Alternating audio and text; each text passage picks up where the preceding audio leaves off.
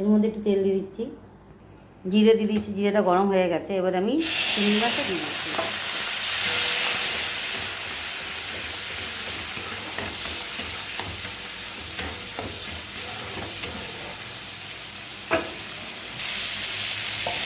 এখানে আমি আলু দিয়েছি, আলু সেদ্ধ করে নিয়েছিলাম, আলুটাও ভেজে নিচ্ছি।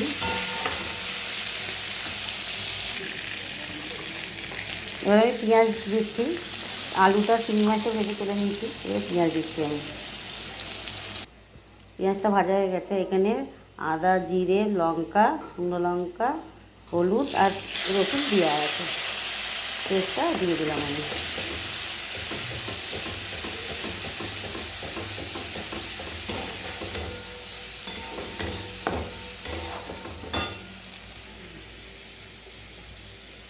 নুন দিচ্ছি পরিমাণ মতন।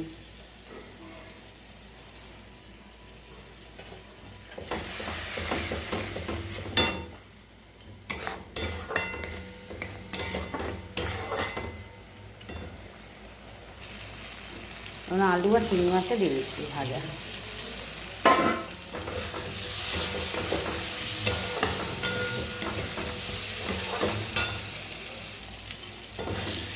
মশলা কষানো হয়ে গেছে, তেল ছেড়ে দিয়েছে। এবার আমি জলটা দিয়ে দেবো।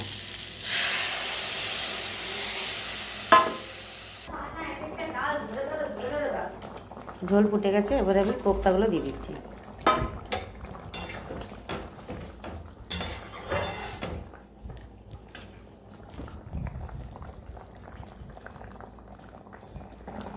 ঘি আর গরম মশলা দিয়ে একটু পরে নামিয়ে দেবো আমি। এবার আমি চাপা দিয়ে রাখবো।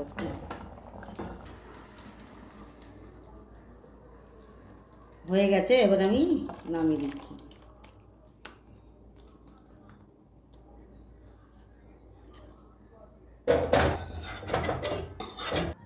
আজকে দেখুন চিংড়ি মাছ দিয়ে গাছ পাটার কোপ্তাকারি করেছি।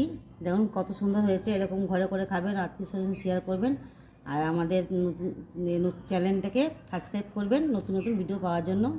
ধন্যবাদ।